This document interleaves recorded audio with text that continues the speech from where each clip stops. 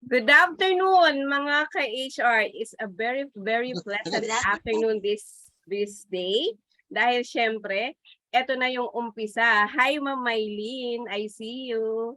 Hi. Ito na po ang umpisa ng ating special anniversary ngayong 2022. Para po sa kalaman ng lahat, ang HR Calabarzon started nung panahon ng pandemic. And I'll be honest with you, this is started through friendship ng mga HR. Lalo na po ako kasi ako isang HR dati. Dati within Cavite. And as an HR within Cavite, talagang ramdam na ramdam ko po yung discrimination, o di ba? Kaya nabuo po ang HR Calabarzon. Yes, discrimination.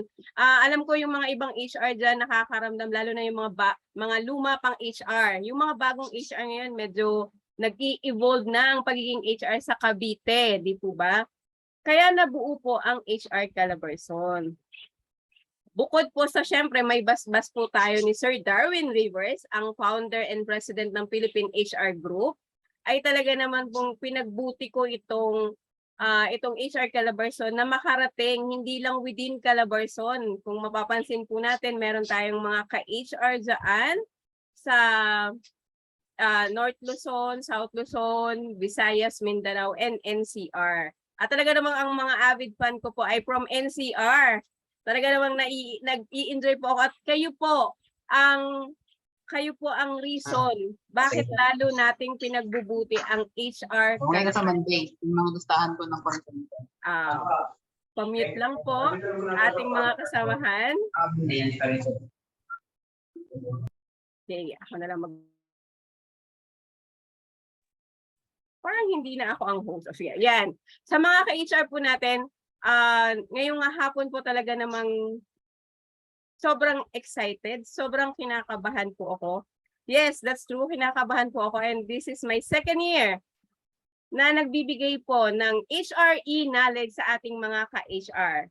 And syempre, huwag na natin masyadong tagalan, naka 2 minutes na ako ng introduction.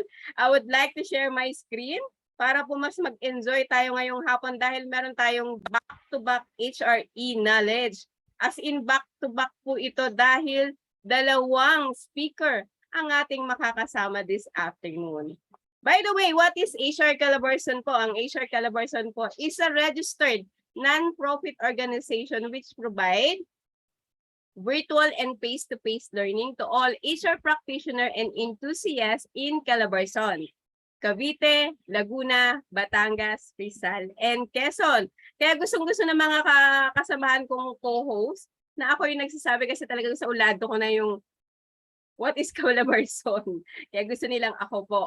Yes, during the HR Calabarzon's HRE knowledge, we would like to remind everyone to please audio mute. And if kaya po, video on po tayo. Para naman po, syempre, virtual na nga po tayo eh. Para nakikita naman po tayo ng ating speaker mentor na nakakausap niya talaga. Kaya po magre-request sana kami kung kaya po ng internet, video on, and audio mute. Lahat po ng katanungan, please place it in the chat box or sa ating YouTube or Facebook live post para po mas mabasa po natin. Marami po tayong co-host dyan na mga kasama. Ipapakilala po natin silang mamaya. And we are requesting your full attention and cooperation. Kasi syempre po, this webinar is free. Free po itong webinar. As in free, even our speaker mentor po, free po yan lahat. Talagang nagbibigay sila ng oras na pinag-aaralan nila yung kanilang itutok para po sa ating mga ka-HR for free. And we provide e-certificates, pero yun nga lang po, may minimal fee of 50 pesos. Ayan.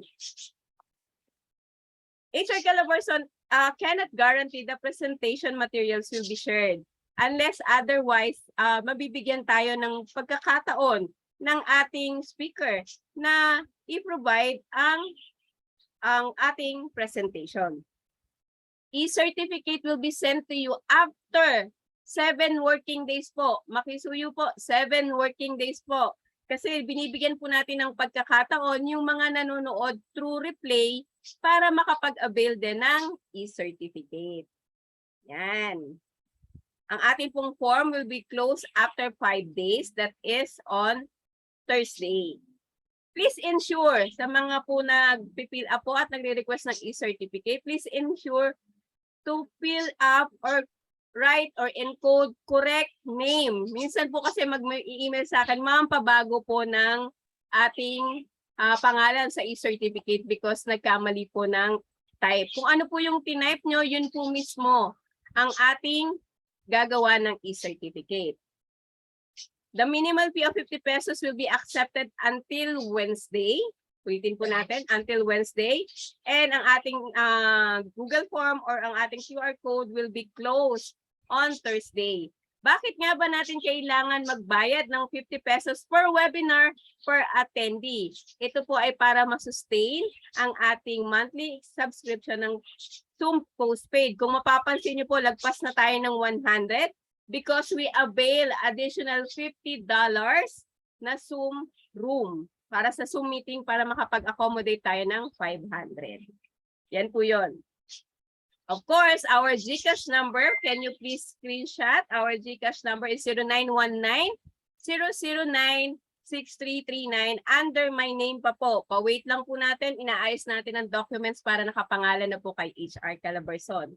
You can also send it through Union Bank online. Ito po ang ating QR code at ang account number po ay 1098-6975-7404. Meron po kasi mga nagpapadala through bank at nakita ko ang laki ng mga charge kaya naglagay na rin po tayo ng bank account. And of course, sa mga gustong makakuha ng attendance para sa ating first HRE knowledge ng back-to-back with Sir Jhun Del Ponso, ito po ang attendance link natin. Ipapakita rin po yan ulit mamaya para po sa inyo, pero in advance lang natin. Yan. And we would like to thank to our special sponsors. Siyempre, ang Wellness, Health, and Total Rewards. They provide HMO medical insurance, group life insurance, personal accident insurance, executive checkup, retirement plan, clinic management, burial services, and non-life insurance. Ang kanilang mga HMO partners, Alvega, Intellicare, Medicard, HMI, MaxiCare, Etica, AceWest, Care Health Plus, Pioneer, PhilCare, Coco Life, and Value Care. Ang kanila naman pong life insurance partner, Coco Life, Pioneer, Forward Insurance, Etica, AXA, PhilLife, Chubb, and Sun Life, Grepa. Ang kanilang non-life insurance partner, St. Peter Lifeline, PhilLife, Cocogen, HP, Santo Domingo, Etica, Standard Insurance, Pioneer, and Malayan Insurance. For quotation requests or product presentation or inquiries, you may contact their employee benefit consultant or email us at eb@wellnesshealthandtotalrewards.com, or you could contact Mr. Ron Benedict Dante, Head Client Management at 0919-009-0236. Their CEO, Mr. Dion Jeffrey Flores, at 0968-853-5003. At ang kanilang employee benefit consultant, si Sir Raymond Austria at 0917-173-011. Of course, we would also like to thank our walang kupas at talaga namang sinusuportahan tayo lagi ng PC Work Infinite Possibilities. Ang kanila pong head office ay sa 384 E. Rodriguez Sr. Avenue, Barangay Immaculate Concepcion, Cubao, Quezon City. Marami pong branch ang PC Work. Basta may kailangan kayo tungkol sa computer, printer, or any gadgets na kailangan natin sa office, please do contact PC Works. Infinite Possibilities. And of course, syempre, kailangan natin magpasalamat sa ating overall. Talaga namang lagi tayong sinusuportahan at sinusuportahan din natin ang CPHR. If you would like to get a license, a 5-year license, certified practitioner in human resources, lahat po ng member ng HR Calabarzon will get 10% industry partner when you enroll. Please do contact me lang po para ma-connect po kayo sa CPHR. And of course, Nakita niyo naman ang aking salamin, always. Ang ating mga ka-HR, ang MGLF Optical Clinic, they provide, syempre, eye check-up, and syempre, mga sunglasses and eyeglasses or reading glasses. You could contact them at 0945-264-8865 or 0919-722126. O diba, medyo dumadami ang ating sponsor. Of course, we would like to thank Butterfly Events OPC. Get your girls ready for unlimited makeover. They provide Butterfly Kiddie Salon. So meron po silang hair and makeup, nail art, face painting, glitter tattoo, and anything that you need. You could check their page at Butterfly Kiddie Salon or their cell phone number is 0936-628-6487. Or you could email them at butterflyevents17@gmail.com. Ayan. Eto na nga, dahil anniversary ng HR Calabarzon, talaga namang meron tayong back-to-back. As in back-to-back kasi second eh. So ginawa natin mula August to September. And this afternoon, makakasama natin ang ating mga magagaling pagdating sa health and safety at saka sa mental health. Next week, kasama naman natin si Sir Bong and si Ma'am Marilyn. And of course, on the August 27, kasama natin si Ma'am Vivian. At syempre, ang senior CEO ng Circalogica na may kaakibat ng CPHR, kasama natin si Sir Michael. Ayan na nga. Tawagin ko ang aking co-host, Ma'am Nomi. Ito ating back-to-back learning series. Ano sa tingin mo ang kaaabangan ng ating mga ka-HR?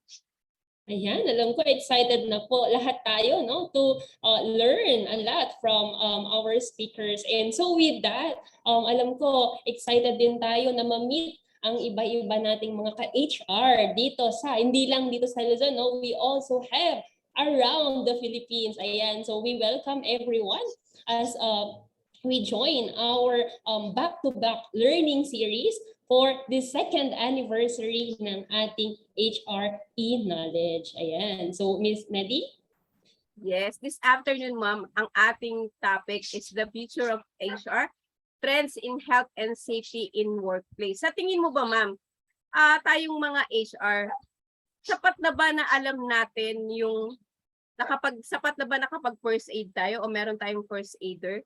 Di ba parang mas sapat na meron tayong alam pa sa mga latest health and safety workplace, di ba? Yes, of course. Kasi especially ang daming requirements ni DOLE, So kailangan, as HR, we know the DOLE compliances, government compliances, so that we will be able na makapag-comply and at the same time, at risk, di ba? Madaming hindi natin inaasahan sa work. So, pwede tayong mga HR ang unang-una na mag-rescue sa ating mga employees. Yes. At dahil dyan, ma'am, para hindi na sila masyadong mainip, let's introduce our speaker for today.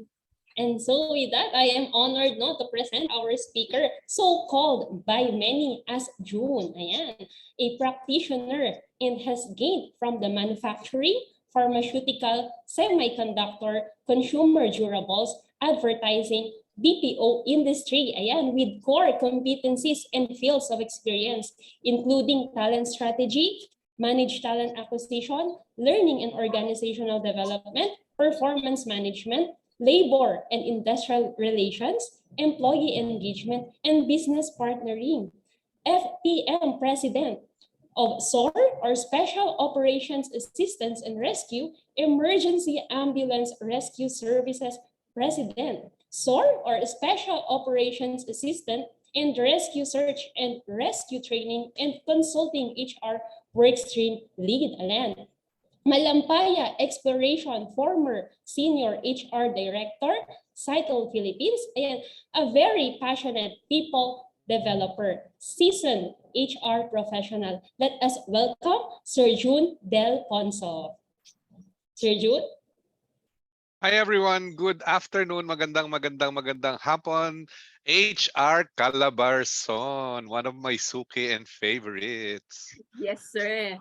this afternoon, sir, talagang excited kami. Kasi talagang alam kong busy kayo sa pagbibigay ng mga first aid sa ating mga kababayan, hindi lang sa NCR, but kung saan-saan na po kayo nakakarating. But this afternoon, ano nga po ba ang magiging takeaway ng ating mga ka-HR pagkatapos ng pandemic? Ayan. So medyo malawak kasi ang topic of wellness in the workplace, ano. So first aid or ika nga yung requirement ng OSH, no, in terms of first aid is just a segment of that particular law. Now, the thing about wellness kasi pag first aid, by that time magawa ka ng first aid, an accident have already happened, 'di ba? Therefore, wellness is not just about First aid or ayan. So it's not just about providing first aid. Wellness is actually about prevention. So before an accident at work happens, as much as possible, meron tayo mga prevention activities. Kasi, like I said, last na yung first aid. Baga sa ano, minsan hindi mo kailangan ng first aid kung walang incident. Diba? So we'll talk about what is going on in our country today from a wellness standpoint. Then we will talk about, we'll focus a little bit on the requirement of law pagdating sa health and wellness, particularly the OSH law na tinatawag natin. What are the requirements from the companies? Although since I only have an hour and a half, I will be touched on dun sa mga critical points lang. Kasi if we talk about the requirements of OSH, minsan kasi pag nag-conduct tayo ng training ng basic occupational safety and health, 3 araw yan. So i-compress ko siya focusing on the more critical requirement of that law. And then from there, I will be sharing with you some best practices of our HR friends out there, no, na nagawa na nila. So maybe things that you can also apply in your workplace. Yan. Medyo mahaba. So, yan. Neds? Yes, sir. And syempre dahil sabi nga ni sir, medyo mahaba. Wag na natin silang pag-antayin, di ba, Ma'am Numi? Let's call it a day, Sir June. Umpisahan All na right. natin. Let's the ball rolling. Let's jump right into it. All right. Well, I thought of the topic as wellness in general. Medyo malawak, but basically with the condition that's going on right now, with the pandemic situation that we have, nilagyan ko siya ng konting inputs on how to survive, how to cope amidst the pandemic. Ayan. But before we start our day, let's have a little bit of what we call safety moment. My dear friends, you'll be sitting for about an hour and a half. So do check your posture regularly. If you are in a chair, medyo galaw-galaw tayo ng konti, stretch a bit as much as possible. Avoid slouching. You don't want an injury in your back for sitting a long time, no? Kung medyo nangangalay na, tayo, stretch ng konti, no? Stretch your back, stretch your arms, walk around a bit. That's important. There is such thing as traumatic. There is such thing as DVT. Ano ba yung DVT? DVT is an illness actually. We call it deep vein thrombose. Meaning if you've been sitting for a long time, siyempre yung weight ng katawan natin ay nasa legs natin, sa thighs, tsaka sa puwet natin, di ba? So nangyayari is that pagka may deep vein thrombose situation ka, your artery is actually being pressed. So ang tendency is mamimitig yung paa mo, and in some cases nagkakaroon ng blood clot. So do move around, stand up a little bit and stretch. Always make sure to put safety at first at home. Kung kayo po ay nagluluto, katanghalian ngayon, make sure somebody's looking after the stove. If you have a baby in the house, make sure somebody's looking after the kids. All right? Make sure that you also know the fire exits, your fire extinguishers, your smoke alarms, your first aid kits at home. Okay. Also, try to avoid placing liquids near your electronic equipment, like your laptop or whatever electronic equipment that you might have. If you're taking this call from the outside, be safe, especially now that we still have the COVID virus in play. Okay? Always remember yung ating mga safety precaution, social distancing in crowded places, wash your hands regularly with soap, or if you don't have soap right away, alcohol or sanitizing solution. Um, and as much as possible, try to avoid physical contact when you're outside, like shaking hands and all that. Minimize it as much as possible. Wear your face mask while you're still in public. No, wear your face mask, and of course, if you're not feeling well, stay at home and uh, and have yourself checked. If you hopefully not, if you have contracted COVID-19, hopefully not. But if you did, the protocols, please follow the protocols required. Staying at home, quarantine for several days, continuing medication, and all that. All right. Safety moment for everyone. Thank you so much for the introduction, Neds and team. Medyo tumaas yata ang expectation masyado. Medyo parang wow. Anyway, so, well, that's me, my dear friends. You can see me in your screen. I am the President and Managing Director of SOAR Ambulance Rescue Services. We provide ambulance services and emergency response team to companies and individuals requiring emergency medical transport or services. We started as a volunteer group. We called ourselves Special Operations Assistance and Rescue, and we remain to be a volunteer group in most of our activities. So yan, sabi nga ni Neddy, we've been training and teaching a lot of schools, government agencies on what we call occupational first aid, basic life support, AED, and bleeding control. We also provide this type of training sa ating mga corporate clients. So if you need training on those areas for your health and wellness program, we are accredited by TESDA, and it is being accepted by DOLE. So pag na-audit kayo, tinatanggap po ng DOLE ang certificates. Tatlo po yan. Normally, ang tinatanggap ni DOLE for your audit is Red Cross, TESDA, Certified Training Center, and BFP. Si BFP ay nagko-conduct din ng training program, kaya lang minsan, because BFP is a government agency, it takes a bit of time for them to approve your requests. So very often, si Red Cross and mga TESDA accredited training centers ang nagko-conduct ng occupational first aid BLS for you. Let us know if you need one, okay?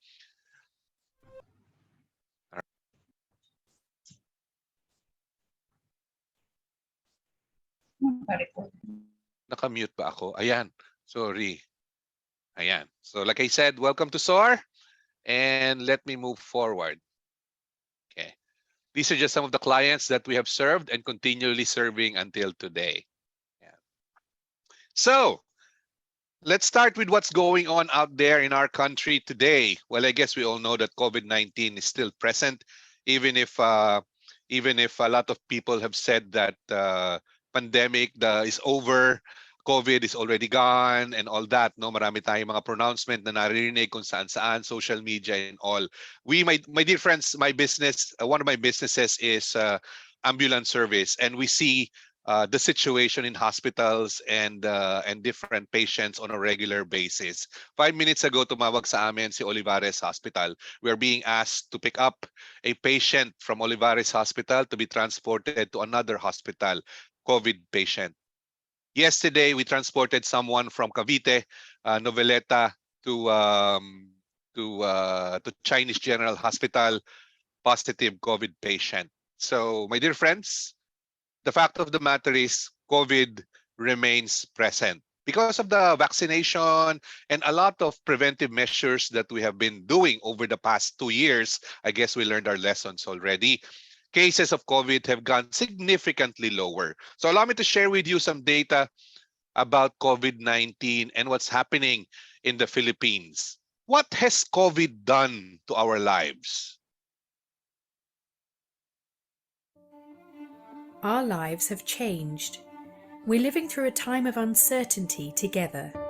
It has made us deeply aware of the experiences we love and have lost, those we've changed, and the new ones we've adopted. Experiences like how and what we buy, how and where we work, how we interact with other people. As we navigate the uncertainty, we've noticed 5 major changes in people's behaviours, which are likely to shape experiences for some time to come. Life is less predictable. We're actively seeking new joys in this strange reality, but we don't have confidence to plan right now. As our confidence dips, we'll turn to brands we trust to see us through. Brands should seek ways to strengthen that trust and to rebuild our confidence as we manage the effects of this event.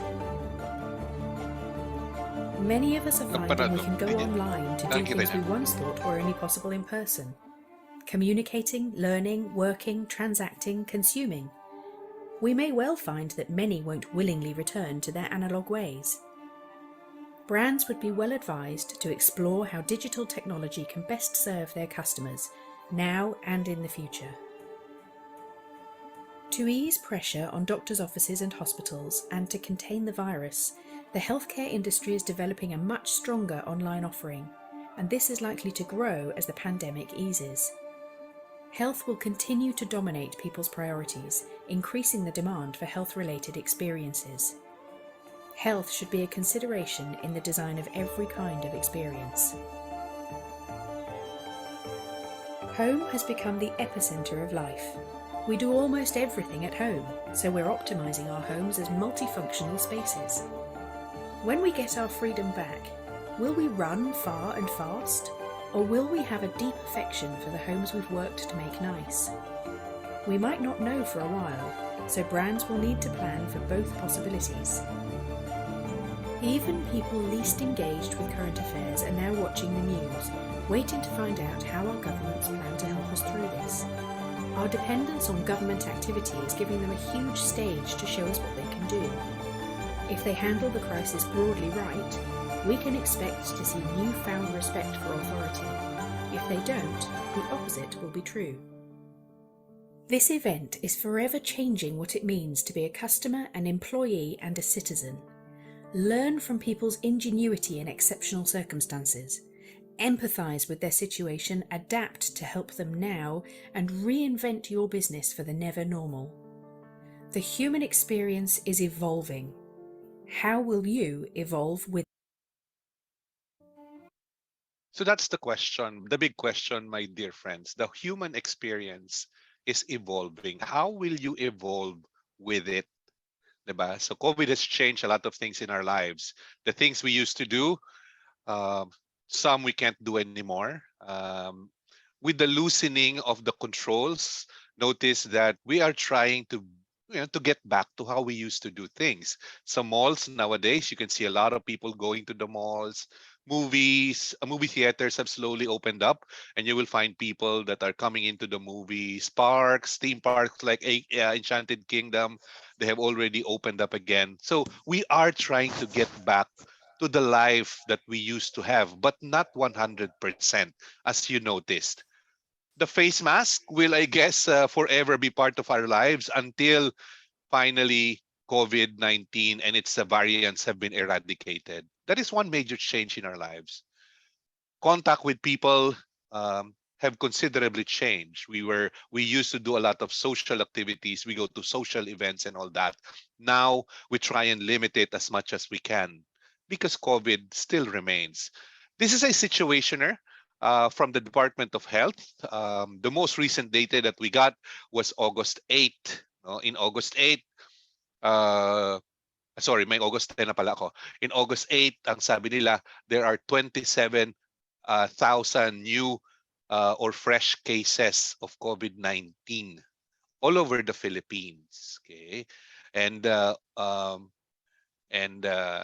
that's not a very scary number as compared to when we started COVID-19, diba? But it is a good indication that COVID remains the same. However, there has been a significant change in the number of deaths coming from COVID. Kasi most of us, although not 100% yet, most of the Filipinos have been vaccinated already. And yung tinatawag nila na herd immunity or wall immunity is slowly slowly being felt. Cases of COVID are not as what's the right word? As not fatal anymore. Although there has been deaths as well, probably because individuals have comorbidities, have illnesses, and all that. No, so but as compared to when we started way back 2019, 2020, the number of deaths have gone considerably low. Um, Hopefully because of the impact of the vaccines that we're currently having. So booster shots are also being pushed by the government right now. I remember when I was still a young HR, palagi kaming, as a part of our benefits to our employees, meron kaming flu shots. After that, meron kaming booster shots. Well, it did help a lot of our employees, maintain their wellness. So if you haven't had your booster shot yet, um, try and consider it. I do understand that some individuals think that they should not because it's a choice, a personal choice. Kasi you're putting something into your body. So it is a personal choice. But we do encourage you guys to have your booster shots, please, if you can, kasi it's a preventive measure. Okay. What else is happening out there, and what have we done about it? A lot of organizations have done a lot of things for their employees because of the impact of the COVID-19. They're still doing it today. Most of them, although there has been some changes because of the requirement right now of the government for some PESA organizations to go back to the workplace. Um, so what have we done so far in the past? What have you done so far in the past? Everything that we have done in the past for our employees is based on what we call compassion and empathy. Siyempre, they are our employees and they are part of our organization. And because of the pandemic, their families, they themselves were affected by it. They are at risk. So we have done a lot of steps. The data that I am going to show you are collated data from the different best practices that we have seen so far from the different organizations. We have provided them 24/7 clinic coverage, not just when they are at home, sorry, not just when they are at work, but also when they are at home and they need to be checked by a doctor. A lot of companies have provided that. They've provided teleconsult because of the fear of going out. Instead of going out, they talk to a doctor that a lot of companies have provided. They have also maintained the HMO program, while others have also improved the HMO benefits. I have seen several HMO companies that actually added ambulance service as part of the benefit of the employees and their dependents. I know because I am one of those companies. I'm one of those companies that they call as the need arises. They call when there is a COVID case, both from site to their homes. So normally, these partner HMO companies call us to pick up the patients and bring them to the hospital, both employees and dependents alike. Constant communication is a key. When we started the pandemic, when the pandemic started in 2019, constant and frequent communication is key to making sure that our employees are safe and they have that level of confidence that we are looking after their welfare. Constant communication in Facebook, Messenger, and other social media, since they cannot come to the workplace during the restrictions. They cannot come to the workplace. Then we try to get to them through other means, particularly the social media. Okay. We have provided them with some of the things that they need: face mask, face shield, a safe working environment, very strict control in the office. Some companies during the height of the pandemic are still required to be operating because there are certain organizations that are restricted by certain security policies. I know for a fact because some of the BPOs and call center companies that are probably part of this call today um, had to require some of their employees to work on site kasi the clients will not allow it because of certain security restrictions that they have, especially financial related businesses, no, being outsourced here in the Philippines. So even during the height of the pandemic, some employees are coming to work, and we have to protect them somehow, right? That's why we have put together strict reentry control, and all of that health declaration has been put in place. We have also placed a lot of controls, thermal scanners. We have improved our ventilation in the workplace. The workplace ventilation is very, very critical, particularly in the case of COVID. Uh, as much as possible, we want to make sure that there is circulation in and out. Minsan kasi pag nasa buildings tayo, particularly yung mga buildings na naka-close, no, nakasalamin, they cannot open windows. A lot of companies have actually changed their ventilation system in such a way that they've strengthened yung kanilang mga exhaust system. They tried to put in more, instead of just air conditioning, meron silang mga air circulation machine, big fans and all that in their companies, in their buildings. So naglagay din sila ng iba't ibang ventilation controls para naman yung circulation of air um, could help minimize yung ating COVID transmission. Sanitation, regular sanitation. I can just imagine how much the companies have spent on these activities just to protect their employees. I can only imagine. Ayan. They have designated isolation areas. They have standby ambulance and ERT team 24/7. They have started work from home. Well, I guess we have gotten used to work from home nowadays. They have provided equipments and everything the employees need. Some have created hybrid setup. Right now, a lot of us are in the hybrid setup. We go to work sometime, maybe a couple of days, and then the rest we stay at home. While others, some companies have changed already. A lot of them are working at the office right now, which actually adds more challenge kasi syempre you have to continue with your controls because people are now face to face. Transportation has also been provided. A lot of companies are still providing transportation kasi yung risk of commuting from home to work or to the office is very high. And then pagdating nila doon sa office, well, no one can really tell if nakakuha siya ng or is carrying something. So a lot of companies retained their transportation privileges to employees. They still pick them up at home or send or there are certain pickup points where they can go and all that. Allowances were also given for those that are working from home and in center. Okay. Vendor support was very critical kasi pag nasa working ka sa office, syempre hindi naman maraming stores ang bukas. A lot of the fast food that we used to know have actually closed down, and a lot of those food companies na nakikita natin around our offices have actually closed down during the pandemic. Only few are starting to open up nowadays. So during those time, vendor support was very, very critical because they need to provide food and other needs of employees working on site. Disinfection protocols, among others, has been put in play.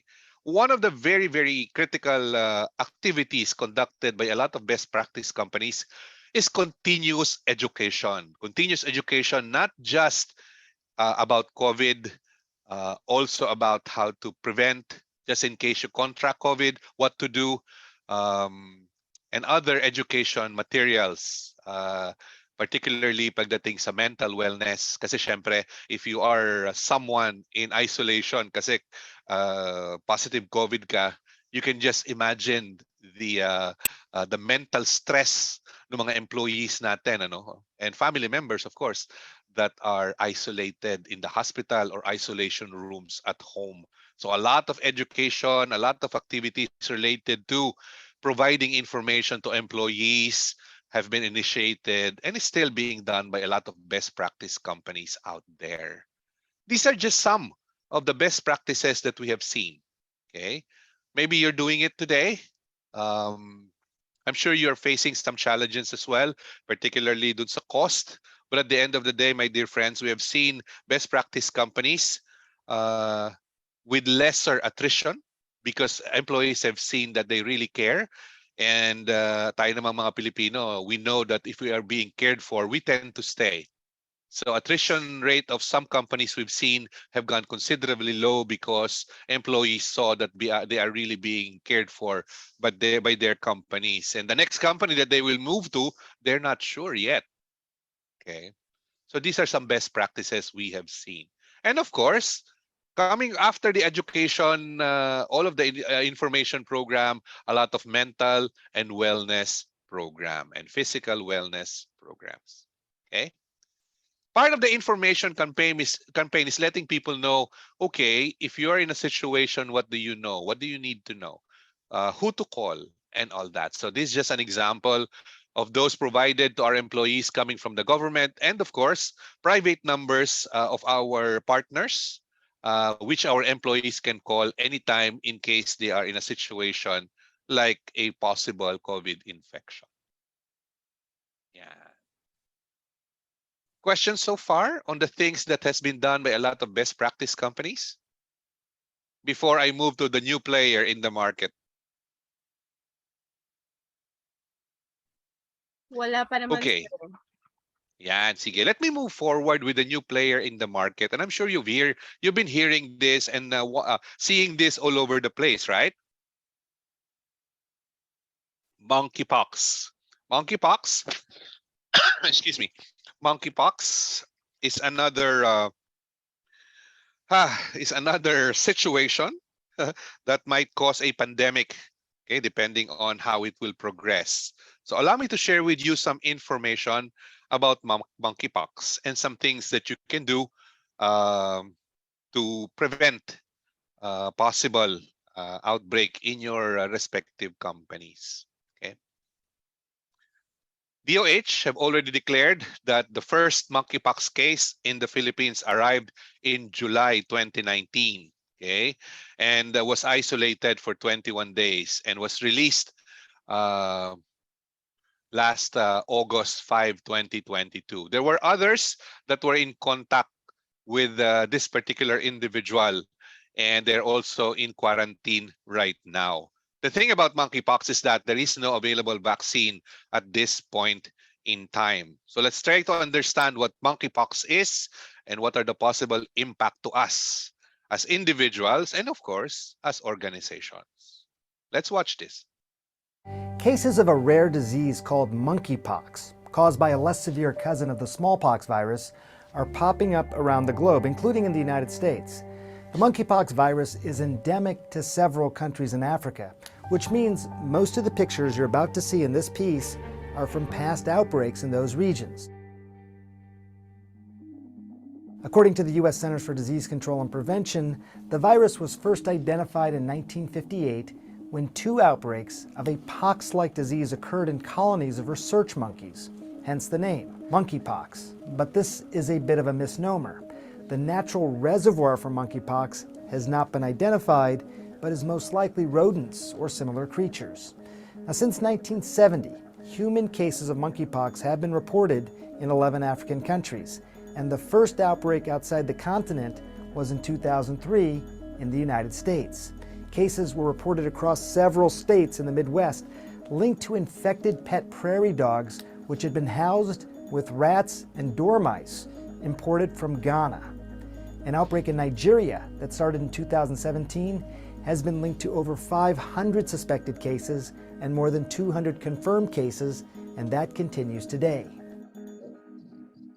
While monkeypox generally spreads to people from infected wild animals, such as rodents and primates found in the rainforests of Central and West Africa, but human-to-human transmission can also occur.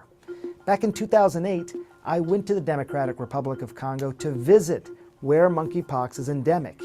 According to the CDC, infection can develop after close contact with an infected individual, such as an exposure to broken skin, mucous membranes, respiratory droplets, infected body fluids, or even contact with contaminated linen. However, monkeypox isn't thought to be airborne like COVID-19. Well, the CDC says 7 to 14 days after infection, the first symptoms usually appear.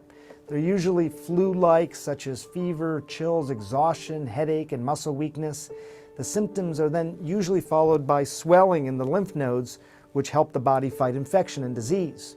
Next comes a widespread rash on the face and body, which can also be felt inside the mouth and on the palm of the hands and soles of the feet. Patients also develop painful raised poxes. Those are pearly and fluid-filled, often surrounded by red circles. The lesions right. So that gives us a bit of an idea as to what monkeypox is and how it looks like and how it gets transmitted. Let's look at the most recent report here in the Philippines about monkeypox. The World Health Organization, or the WHO, declared monkeypox a global health emergency.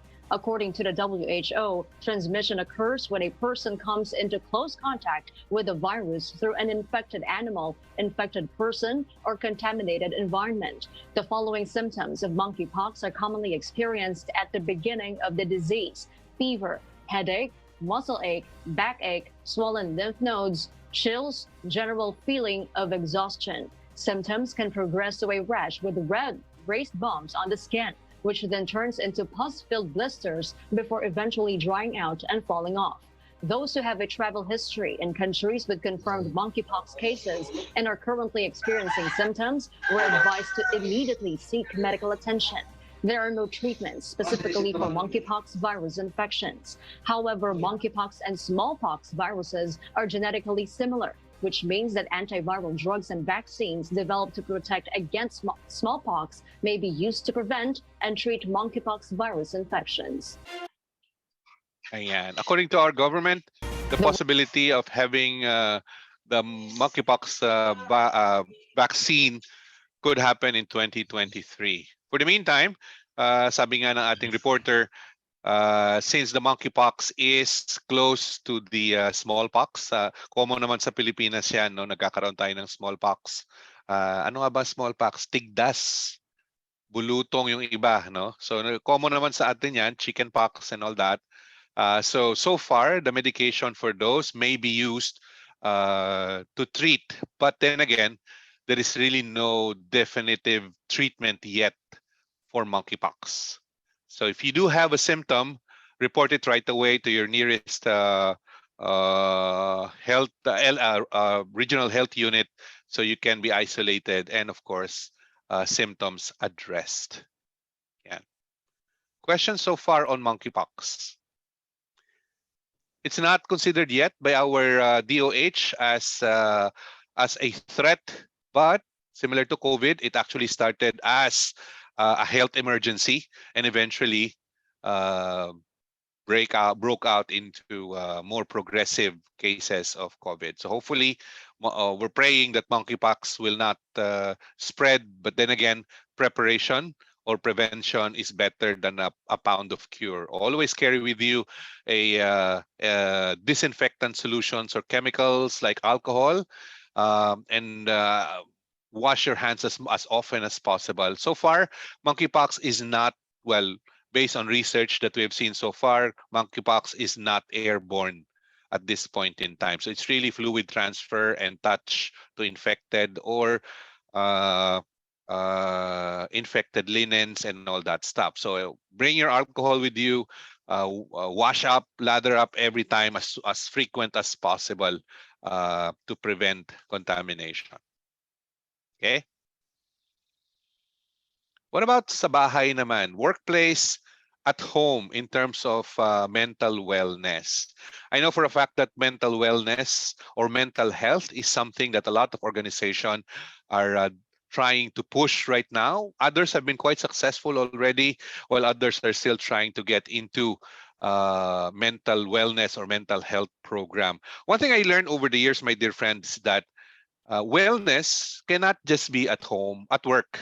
It also has to be at home. So the things that we teach our employees in terms of mental health and mental wellness should be things that they can transfer when they go back at home, no? To help their families as well. We always remember this. Our parents and our grandparents always tells us that everything begins at home. Love, care, and all that. And wellness also begins at home. And the things that we do for our employees should be able to help them at home as well. Okay, let's talk about mental wellness. Mag-grounding muna tayo ng konti. In the Philippines, ano ba nangyayari sa ating bayan ngayon in terms of mental wellness? Okay. 3 million Filipinos, according to WHO, are affected by depression and it's called the third most prevalent mental illness in the Philippines today, third only to hypertension and heart problems. So mental health has become the third most prevalent illness in the Philippines. I remember there was a time, ano yan, palaging stroke ang problema natin, tsaka heart problems. But now, the third one is mental illnesses. There are a lot of challenges, however. If you look at the highlighted segment here, about 10 million Filipinos, only 700 psychiatrists, and about 1,000 psychiatric nurses all over our country. Looking at these numbers alone, if there are 10 million Filipinos, and in this case, 3 million Filipinos are affected, you only have 700 individuals to support these Filipinos.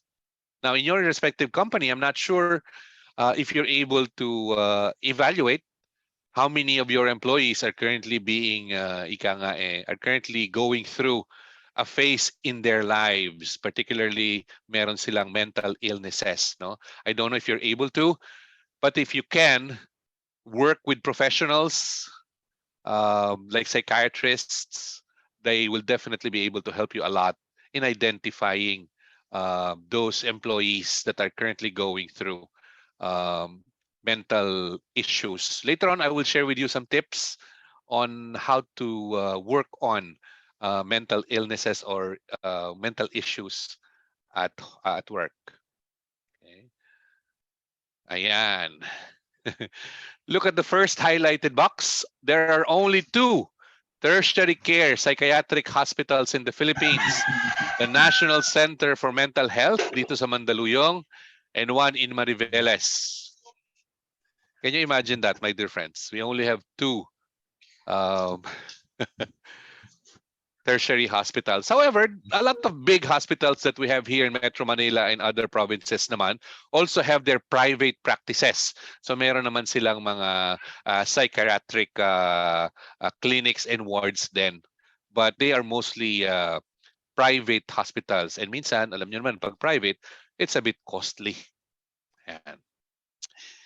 According to this data as well coming from National Statistics Office, when the COVID-19 started, a lot of calls actually came in sa kanila. Ayan. And most of the calls is related to anxiety and depression. Okay. There are examples here actually. No? There's a 34-year-old man. Akala niya may COVID-19 siya and nag-commit siya ng suicide.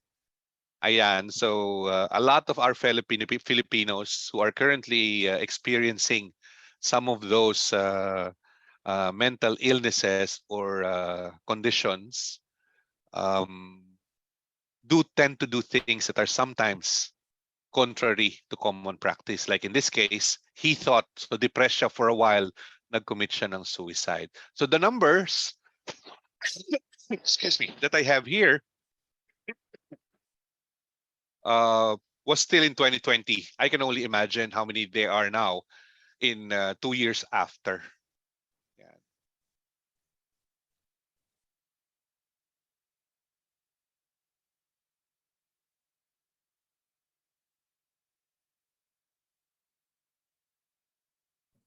Sir, nakamute po kayo.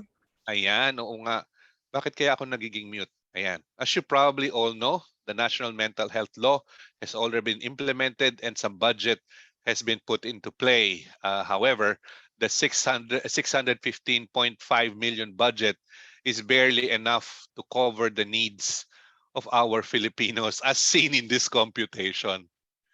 Additional budgets are being requested and hopefully it will be granted, as well as implementation plan are also being well, some have been implemented already. Like for example, the all local government units are actually mandated by that particular law to put together their own LGU-based mental health programs.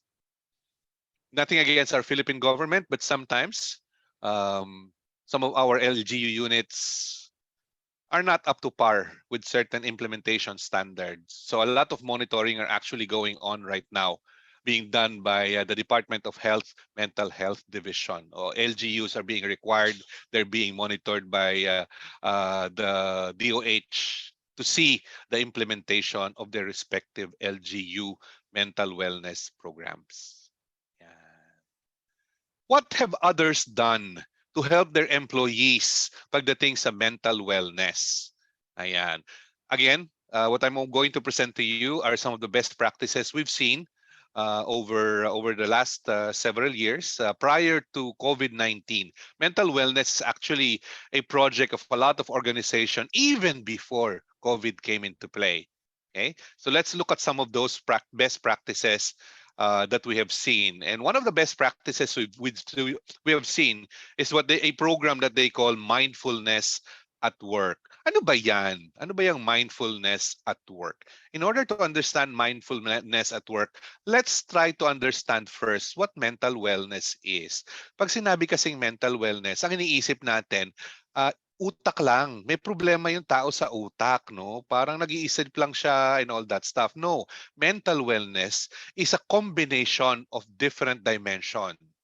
Not just thinking, but also feeling, okay, the emotional dimension, the psychological dimension, the connecting dimension, which is yung social dimension side, which is dealing with people, working with their family members and all that. Also, is included in what we call mental wellness. Putting it all together, you come up with a holistic program.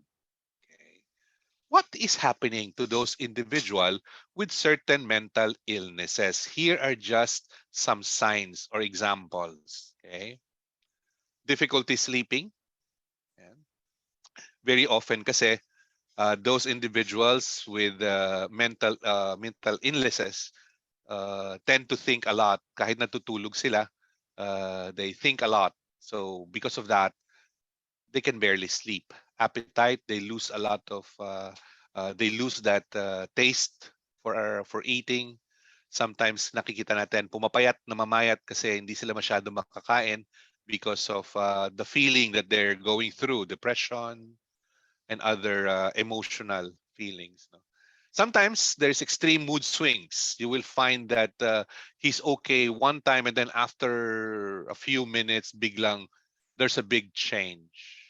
Depression is one of the most common ones that we see in our employees. You see them sometimes being, they used to be a very social person. Uh, then all of a sudden, you see them being a soloist, going alone, avoiding talking to other people, and you can see that they are often sad. They're all by themselves. They weren't like that before. Some hallucinations. Others they try to cope by drinking alcohol or drugs. Okay. Some signs and symptoms. In the mindfulness at work project that was created, they actually tried to come up with, okay, let's try and find out what's going on with our employees. Everything began with an assessment. What's going on? Let's find out what's going on, where we are as far as the mental health of our employees are concerned. So they did an assessment. Coming from that assessment, they started with a lot of education classes, education initiatives, mga campaign to let people know that awareness about mental health. They came up with a lot of training for the managers, for the supervisors, for the team leads, and for the employees, for every individual to understand what it is, and for managers, supervisors, and team leaders how to handle situations where meron silang employee or employees that are experiencing symptoms or signs and symptoms of mental illnesses. A lot of interventions was also put in place, a lot of activities, not just education, but also activities like sports activities, relaxation activities at work, among others. A lot of communication was also in play, especially for those employees that that have signs and symptoms of certain mental illnesses. Let's try and define what mental illness is. In this particular definition, mental illness is any mental, behavioral, or emotional disorder criteria being experienced by a person or an employee. Mindfulness is a set of interventions. The idea of mindfulness is that to help our employees reach a state, a psychological state where they look at moment to moment awareness of their current situation without feeling inward judgment about what's going on right now. So that's what we call mindfulness at work. Mindfulness at work now becomes a self-management and a collaborative effort with the different individuals in the organization. Both co-employees, managers, supervisors, team leaders, professionals like psychiatrists and other medical practitioners out there. So ano ba ang ginawa nila? What are the things that they do? These are just some of those activities that they have done. Identifying, connecting, and understanding where the employee is coming from or what's going on. Okay, conducted mga mental wellness assessment.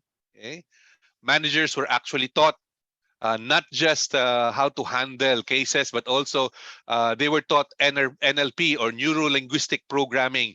They need to be able to understand where the other person is coming from and how they will communicate with that particular person, and other interventions, training provided for those individuals involved. They came up with what they call mental first aiders. These are actually co-employees that is part of the whole program to assist and support certain employees that are going through a certain, going through mental illnesses. What else was done? They try to encourage work-life balance, okay, giving opportunity for people to work and at the same time giving them healthy activities that they can go through while at work or opportunities outside of work. Okay. Some have given flexible working hours and a lot of fitness activities, not just sports fest, but partnership with fitness companies where they can go and have some fitness programs like gym, swimming, among others. Okay. They also encourage people to get into a hobby. I remember one particular company that I have seen. Ginawa nila in terms of hobby.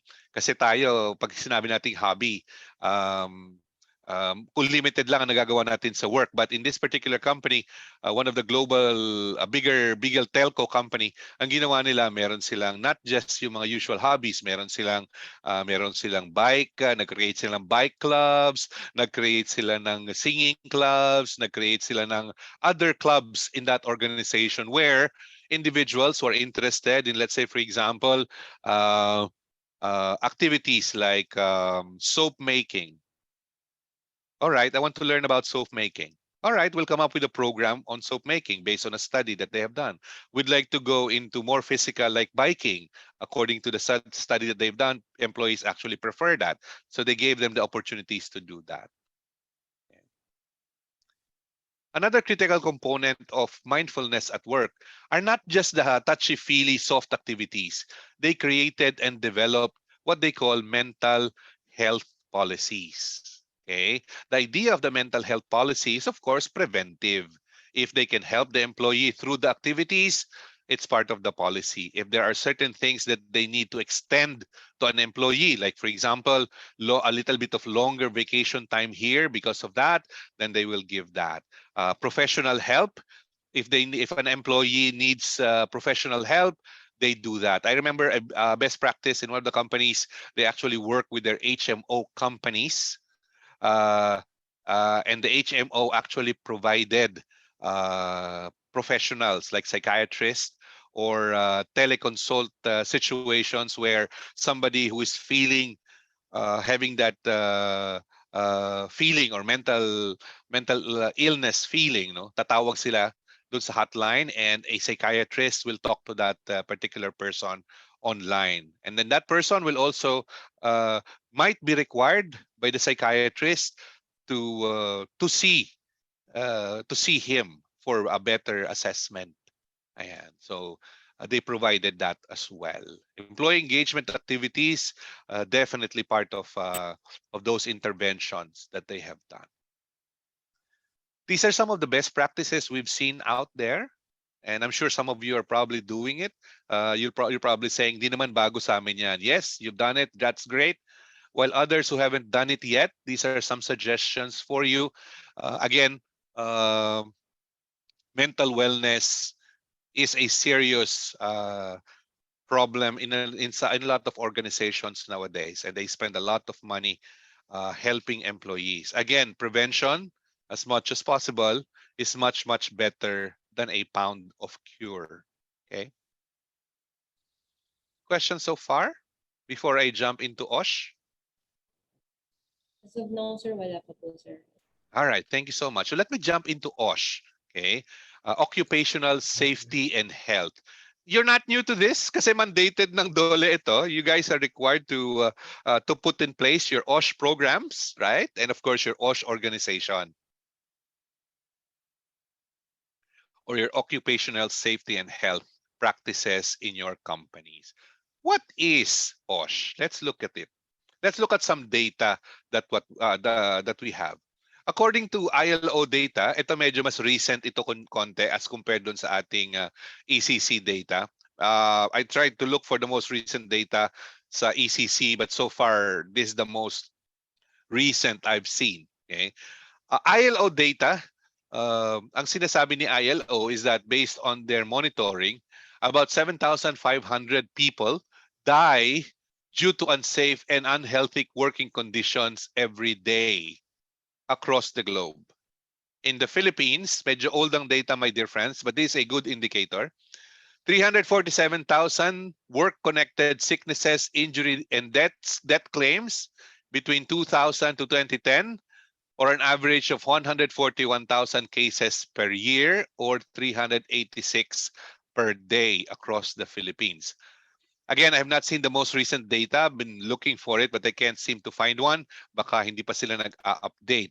But this is a good indicator of certain situations in some companies that are not practicing, or maybe practicing but are not practicing OSH to the standards required by law. Kaya, so may mga injuries at in some cases, deaths. Okay? Let's look at the OSH law. What are the pertinent legal provisions of the OSH law? There are some things to consider. The Republic Act 11058. This is the act strengthening compliance with OSH, occupational safety and health standards, and providing penalties for violation of the OSH law. Right?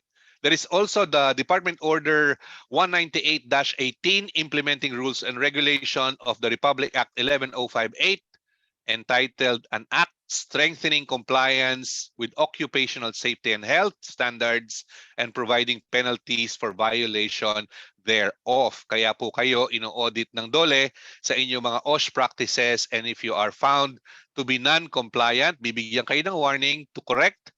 If you don't correct it, penalties will be imposed. And the implementing guideline of that is the Labor Advisory 04-19. Okay? Ano bang sinasabi nitong batas na ito? Simple lang po. Number 1, 5 things to consider. Number 1, each organization must determine its own level of classification, whether low risk, medium, or high risk organization sila. Okay? Very often, yung mga nasa construction natin, ayan, medyo high risk yan. Yung sa mga nasa hospitals natin, medyo high risk yan. Yung mga nasa offices natin na hindi naman very physical in nature, you'll have to assess kung kayo ay low risk. Doon po sa ating Republic Act, nandun po yung guidelines. Ano ba yung low risk? Ano ba yung high risk? Ano ba yung medium risk? May mga classification po doon na susundin ninyo para ma-determine nyo kung kayo ay low risk, medium, or high risk organization. Kasi syempre, depending on that particular evaluation ninyo, kung kayo ay high risk, then there are certain guidelines and requirements that you need to put in place sa inyong workplaces, no? Mga safety precautions, safety procedures, among others. Number 2, under the law, a safety officer or a safety team, depending on the size of the organization, must be created and certified. Okay, and certified by the company's human resource section based on qualifications required under Section 14 of the OSH law. May mga standards po tayong sinusunod dyan. Kaya meron tayong Safety Officer 1, Safety Officer 2, Safety Officer 3, and Safety Officer 4, as the case may be. Okay, depending on the risk level or the classification of your organization. So once you classified, you need to put together your safety officer or safety team, depending on the size of your organization. And the third one is employees, ika nga, employers are encouraged to conduct mandatory workers OSH seminar. So yung safety officer po ninyo are the ones who's supposed to lead in the implementation dun mga tinatawag natin na OSH seminar in the workplace. Ano ba yung OSH seminar in the workplace? Mostly, yung training po na to is helping our employees understand the value of safety and health in the organization, in the workplace. Tinetrain din natin ang mga employees natin on procedures and practices natin sa organization natin to maintain safety, wellness, and health. Importante pong maintindihan ng mga employees natin yan. Again, prevention is better than a pound of cure. Wala po dapat bayad ang empleyado sa training na yan. Okay. Number 4 requirement po ay yung tinatawag natin na reporting. Okay. Meron po tayong mga template na pinoprovide ang Department of Labor kung kayo ay magki-create ng OSH program. May templates na yan. If you want to tweak the templates, pwede rin. Pwede rin naman. Okay? Hindi naman pinagbabawal na i-tweak ninyo kasi may mga suggested templates na po ang Department of Labor. Kung gusto nyo dagdagan, pwede naman din. Okay? So, importante po na ma-establish ninyo yung inyong health and safety program in your workplace. Bakit po nire-require ang first aid at basic life support? Kasama po yan sa inyong OSH and health program. Ayan, kasama po yan. Kasi although meron kayong clinic at meron kayong nurses at doctors in the clinic, kailangan nyo po ng safety team na nasa site at nasa floor. Kasi naman po, hindi naman kadalasan po ang clinic natin, yung mga doktor at nurses ay nasa labas ng ating work area. So halimbawa, nasa construction tayo, yung ating pong nurse ay probably nasa labas. So kailangan po natin ng first responders as part of the safety team. So yung mga first responders po na yon are trained. Excuse me. Are trained in BLS, first aid, and other occupational and safety and health practices. Ayan. Yan po ang inyong team at kailangan nyo mag-create ng program. Excuse me, medyo mahirap po pag tuloy-tuloy ang pagsasalita, nangangati. Let me just get my candy. And the last requirement po nito is yung reportorial requirement. Okay? Kailangan po nating isubmit. Excuse me. Kailangan po nating isubmit itong mga report na ito. Yung pong ating Work Accident Injury Report or WAIR as we call it, Annual Work Accident Injury Exposure Report, Annual Medical Report, at OSH Committee Report sa Department of Labor. Yan po ang 5 pertinent requirement ng ating OSH law.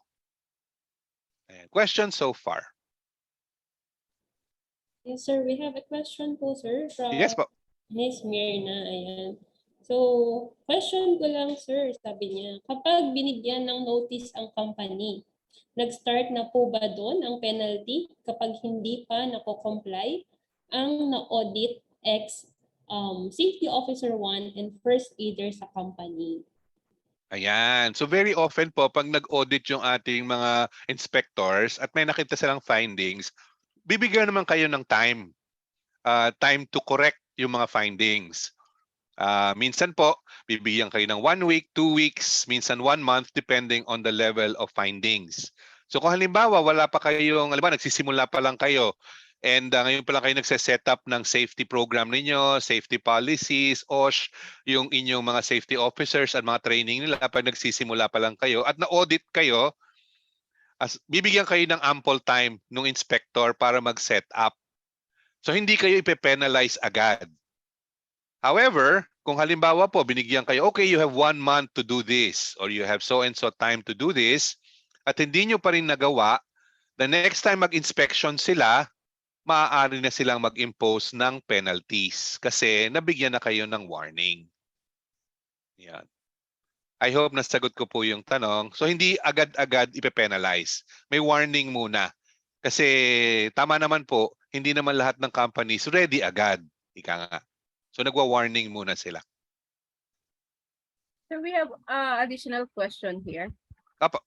Question lang po regarding sa WAIR reporting. Is it required to po ba na i-send it monthly as pandemic? Ang WAIR po kasi ay nire-require ng ating nire-require for submission. Ang question po ba ay dahil pandemic ngayon hindi tayo makapag-submit? Tama, yun ba yung tanong? Pa-elaborate na lang po ng question, but her question is, required po ba i-send ito monthly kahit pandemic siguro? Yes po, required yang i-submit. Actually, meron na pong online submission yan. Ayan, so i-check nyo lang po dun sa OSHC website, meron pong online portal doon kung saan kayo pwedeng mag-submit. Kaya kahit COVID, pwede kayong mag-submit. Wala pong dahilan para hindi. Kasi ang WAIR po ay accident injury report. Napaka-critical po nun para sa DOLE. So kung hindi nyo po masubmit, pwede nyo na sa online. Punta lang po kayo sa OSHC website. Meron pong instruction doon kung papaano. Sir, at magtuloy po muna tayo. Yung ibang question, i-save natin para sa Q&A. Okay, sure. Kasi alam ko naman, syempre itong DOLE advisory na to, very critical to sa mga co-HR natin. Ayan. Alright, tuloy tayo. Okay. I will not go through this in detail kasi ito po yung ilan sa information na kasama dapat sa inyong training sa ito yung OSH training ng inyong mga employees. Breeze through na lang po. Importante, identify the different hazards in the workplace. Ano yung mga nangyayari, mga situations in the workplace, ano yung mga hazards like noise, temperature, radiation, among others. Ayan. I-identify nyo po diyan as part of your OSH program. Pa-part na yan ang kanyang inyong safety program. Ayan. Yan pag-aaralan nyo yan. Ano yung mga hazards? Ayan. Pag-aaralan nyo lahat yung mga hazards na yan. So, psychosocial hazards, pinag-aaralan din pala yun. Baka overloaded yung mga tao sa trabaho natin. No? Hindi natin pinapagbakasyon, palaging overtime, walang Sabado-Linggong pahinga, tuloy-tuloy ang trabaho. Yan, may mga restriction po dyan. So, i-assess natin yon, psychosocial. Okay? And then pag-aaralan natin kung ano-ano ba yung mga control measures na pwede nating ilagay after identifying the hazards. Pwede tayong maglagay ng engineering control or magbago tayo ng mga proseso, administrative control, maglagay ng policies, or maglagay ng mga personal protective equipment to minimize or to eradicate yung mga illnesses sa workplace. Yan. Okay, very quickly, pagdating po kasi sa wellness, palagi tayong mayroong mga perception, minsan iniisip natin. Ito yung some samples of those, no. Accidents and road deaths are unavoidable. We very rarely make mistakes. Yan. We exceed company expectations and we never break the law. These are just some thoughts that we have in our mind. Ika nga paradigm natin yan minsan. However, the fact of the matter is accidents naman can be avoided. Yan. We also make mistakes. Okay? Our performance can always be improved or get better. We don't always follow the law. That's a fact. Meron po tayo sa simpleng batas nga lang sa trapiko. Alam natin na hindi tayo dapat pupunta dun sa zebra line kapag nakastop kasi pedestrian line yan. Pero from time to time, na-violate natin yan dahil umalampas tayo sa zebra line. Pedestrian line yon. Pero wala namang nanguhuli, sabi nga nila. But the fact of the matter is, di tayo dapat lalampas dun sa zebra line dahil nga pedestrian lane yon. We still broke the law, hindi lang tayo nahuli, in effect. So, some perceptions. Okay? There's always this saying, no? If compliance with labor standards are costly, try an accident. I'm sure nagkaroon na po kayo ng sitwasyon sa office ninyo na meron kayong employee na na-aksidente sa workplace. Can you imagine how much yung cost ng hospitalization? How much yung cost pagdating sa compensation ng employees? Kasi work-related yan eh. Can you also imagine yung impact dun sa productivity sa trabaho natin? Kasi di makakapasok yan depende sa injury for several days. Nakuryente halimbawa, no? Paano kung namatay yung empleyado? I'm sure you can imagine how much, not just in terms of peso, but also in terms of time and emotion invested dun sa injury, no, or not even injury, death ng ating employee. So, practicing safety at work actually pays a lot back, ika nga, no? Lesser cost pagdating sa accident. You don't need to spend much on hospitalization. You don't need to spend much on a death, no, of an employee. Okay? And yung productivity ng employee will continue kasi syempre nagtatrabaho siya at malusog siya, ika nga, at masaya siya sa kanyang ginagawa. So, if you think that complying with labor standards are expensive, try an accident. Mas mahal ang aksidente. Okay? Question po so far? I-reserve namin, sir, for the Q&A. Parang ang dami-dami na niya na. If you are trying to put together an OSH program in your organization, allow me to offer to you a framework na pwede niyong gamitin. Ayan, this is a simple framework suggested by CDC. No? CDC is Center for Communicable Disease in the US. Begin with assessment. Individual assessment. Okay? Ano ba ang demographics? Gaano ba karami ang empleyado ko? Ano ba ang kanilang gender? Ano ba ang kanilang preferences? Ano ba ang kanilang health condition? So mag-aral muna tayo. I-assess natin yung mga employees natin. Ano yung mga risk na nakikita natin? I-assess natin yan dun sa ating organization. I-assess natin yung ating bang workplace ay meron bang mga hazards. Yung ating workplace ba ay ligtas. Yung mga manager ba natin ay masyadong toxic. Kaya yung mga empleyado natin ay stressed palagi. No? Yung mga practices ba natin, like halimbawa yung pagbibigay ng tamang pagpapahinga. Yung 1-hour lunch break ba ay binibigay natin? Yung mga 15 minutes break ba ay binibigay natin? Yung mga pahinga ba like Sabado-Linggo ay binibigay ba natin? Or kinakain pa natin yung mga araw na yan para makapagpahinga sila? Or masyadong maraming, kasi nga syempre mahirap din ang buhay, marami tayong binibigyan ng overtime. So anong nangyayari? 2-3 linggo tuloy-tuloy silang nag-overtime, wala nang pahinga.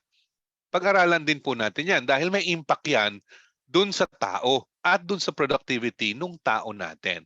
Assess din natin yung ating community, yung bang kapaligiran na ating pinagtatrabahuhan. Meron bang sapat na mga support mechanism like yung transportation, may masasakyan ba ang empleyado? Nakatira tayo sa loob ng PESA, halimbawa, isa sa mga PESA dyan sa Laguna, ang sasakyan hanggang gate lang. Maglalakad siya, napakalayo bago siya makarating dun sa ating planta. Can you imagine that ginagawa ng empleyado mo sa umaga at sa gabi? At pagdating niya sa bahay, ay wasted na siya. Wala na siyang oras man lang sa kanyang pamilya. Ayan, i-assess po natin yung mga yan. I-assess natin yung individuals na employee natin, i-assess natin yung organization, at i-assess din natin yung community. Ayan, based on the results of our assessment, gagawa na tayo ng plan. Ano ba ang gagawin natin para ma-implement yung ating workplace health model? Dapat may leadership support palagi. Dapat naiintindihan ng ating mga leaders na An accident will cause us significant amount of time, productivity, and money. So dapat maintindihan natin na preventing workplace accident is actually beneficial for us. Kailangan ng leadership and management support. Kailangan din ng management team o ika nga management process na magha-handle ng program na ito. Kaya po kayo meron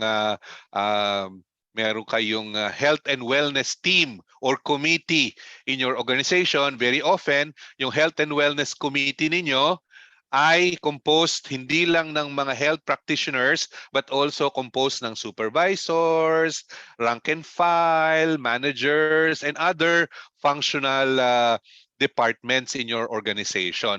Kasi nagtutulong-tulong sila para i-implement ang inyong health and wellness programs, health, safety, and wellness programs in your organization. So kailangan ng management team. So pag sinabi ko management team, hindi lang management yan. It's a team that manages. Okay? Now, you have to identify also ano ba yung mga goals and strategies natin para ma-implement natin yung ating program. So pag-aaralan nyo yan ng Health and Safety Committee. Kailangan din ng resources. Kaya po nire-require na meron kayong safety officers.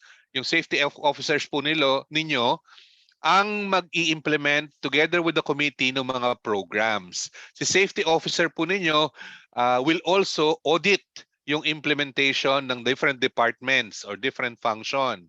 Ayan. Dapat din po, provide din sila ng resources. Dapat may budget din sila para ma-implement nila yung mga programs and activities pagdating sa wellness at safety. Ayan, communication. Make sure that employees know what you're trying to do, the benefit of putting together a safety plan, okay? Or yung workplace health plan, na tawag natin, importante yan. Dapat maintindihan nila, bakit ba kailangang meron pang OSH seminar? Hindi naman ako yung safety officer. Importanteng alam nila yung purpose. Ayan. And then of course, nagawa mo na yung plan mo, now you have to implement it. Kaya ano yung mga programs, mga policies, and all that. Then after implementation, kailangan nating i-evaluate. Okay? Ano ba yung impact ng ginawa nating program? Tumaas ba yung productivity ng mga employees natin? Nabawasan ng absenteeism, nabawasan ng injuries sa workplace, nabawasan yung mga complaints. Ang init-init naman dito sa office na to, ang hina-hina ng aircon. 3 taon na namin nireklamo yan. Hindi pa naaayos ang aircon na yan. So yung mga ganong klaseng reklamo ng employees, bakit itong mga kuryenteng kable ito ay natatapakan lang namin? Kung mga kuryente kami dyan. Things like that. So pag nabawasan yung mga ganyang klaseng complaint, ibig sabihin, your plan or your program is working. Ika nga. Healthcare cost, dati ang dami nating pinapadala sa ospital or kung saan man dahil nagkaroon, naputulan, wag naman sana, nahiwa, naputulan ng kamay, nasunog. Monitor mo rin, last year ba, gaano karami yan? This year ba, gaano karami yan? Or nabawasan ba o hindi? Ayan. So, eventually, your goal is to have a culture of health in your organization. So, kung nagsaset up po kayo ng OSH program in your organization, this is a model that you can follow. You can actually tweak it if you like. But the process is very straightforward lang naman. Assess first. Get management support and start your planning. Put together a team, your workplace safety committee. Implement your program and evaluate the output or the results of your program. I hope it makes sense, my dear friends, this model. Yan, tuloy tayo. Questions so far, my dear friends? We have done a lot. Ang dami na nating nagawa since the COVID started and even before COVID started, marami na tayong mga activities sa workplace. What else can we do? Okay.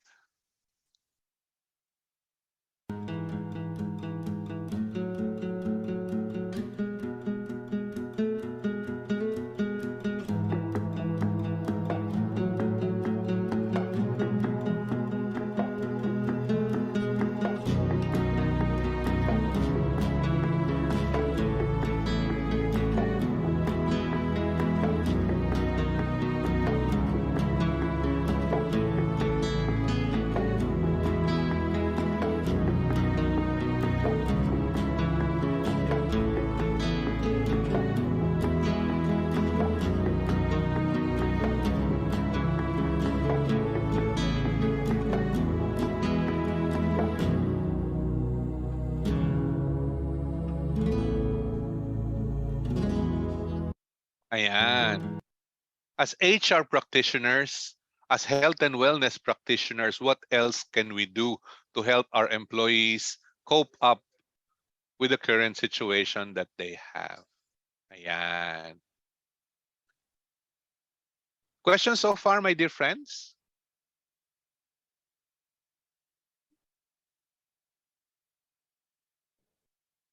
Ayan. For those that are asking kung pwede kong i-share yung deck, of course, i-share ko po siya and then i-forward na lang nila sa inyo yung PDF copy.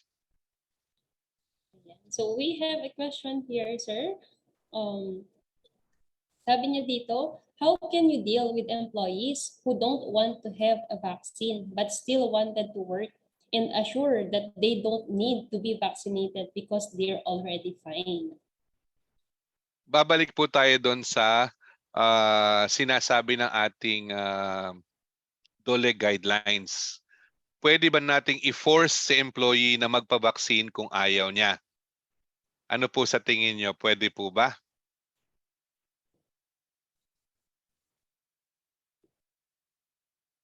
Pwede po kaya natin siyang i-force na magpa-vaccine? No, sir. Ayan, kasi po, ang ating pong mga employees ay pinoprotektahan against discrimination. In this case, yung iba po kasing company, kapag hindi vaccinated, ay dinidiscriminate nila. Hindi po natin yan pwedeng gawin. Okay? So kung ang tanong po ay ano ang pwede natin gawin para ma-encourage natin silang magpa-vaccine, importante po yung information. Information about yung napansin nyo kanina, nagbigay muna ako sa inyo ng COVID cases, mga situations para ma-encourage kayo na magpa-vaccine kung hindi pa nagba-vaccine. So the best thing we can do is encourage the person to go through vaccine by educating the person what it's for. Okay? Kung maaari naman po na at some point ma-encourage na rin naman sila, siguro that's well and good. Kung hindi, you cannot force them. May tanong po, hindi ba sila pwedeng i-hire? You are discriminating. Okay? You are discriminating kung ayaw nyong i-hire dahil hindi siya vaccinated. What you can do is to require certain requirements being allowed by law. Halimbawa, kailangan po nilang mag-submit ng mga negative test results. Ayan. Kailangan nila mag-submit ng negative test results on a regular basis. Yung may tanong dito, kung ayaw pa rin pong magpa-vaccinate despite info drive, alam ko po where you're leading. Pwede ba silang i-dismiss? Hindi po. Hindi po sila pwedeng i-dismiss. Kailangan po nilang mag-comply sa requirement allowed, which is regular submission of the negative result of RT-PCR. Okay? Yan po. Hindi po natin sila pwedeng i-force. Kung employee na, hindi natin sila pwedeng i-dismiss dahil ayaw nilang magpa-vaccine. Mai-illegal dismissal po tayo. Ayan, ingat po. Kung gusto natin, again, encourage natin sila to education. Ayan. Kung ayaw pa rin, make sure lang na nire-require nyo sila na mag-submit ng required RT-PCR showing negative. Ayan. Ayan. Actually, marami tayong question, no, Ma'am Nomi. Sumobra yung dami, but siyempre, medyo limited din yung time natin. Opo. Yung lahat po ng question ay ilalagay natin sa Facebook Live natin. Ayan. And i-request natin si Sir Jhun para mas makita ng lahat. Ang Of course. kung maaari pong masagutan. Ayan po. Share lang po ako ng screen. Ay, stop share ako, ma'am. Saglit lang po. Okay lang po, sir. Ayan. Ma'am Nomi, can you please do the honor of presenting our certificate Kung of naman nag-abala pa kayo. Ay, sorry. Ayan. So it is our honor po, no, to present our appreciation po to Sir Jhun. Ayan. So basahin ko po, no, HR Calabarzon Group presents the certificate Ang cute of naman. appreciation to Sir Jhun Del Ponso, for sharing his invaluable knowledge and expertise as a resource speaker for the 60th HR Knowledge entitled Future of HR, Trends in Health and Safety in the Workplace via Zoom and Facebook Live at 1 p.m. 30 today, given this 13th day of August 2022. So signed, Ms. Neddy, our founder, and Ms. Jorina, our corporate secretary. Thank you, Sir June. Thank you so much. Hindi po Neds, papadala ko sa iyo yung PDF ng aking deck para pabigay mo na sa kanila. Yes, sir. Siyempre, sir, hindi matatapos ang HR, ang 60th HRE knowledge nang walang mandatory picture taking. Siyempre, remembrance ni Sir Tui. Makisuyo po, pa-open lang po ng video.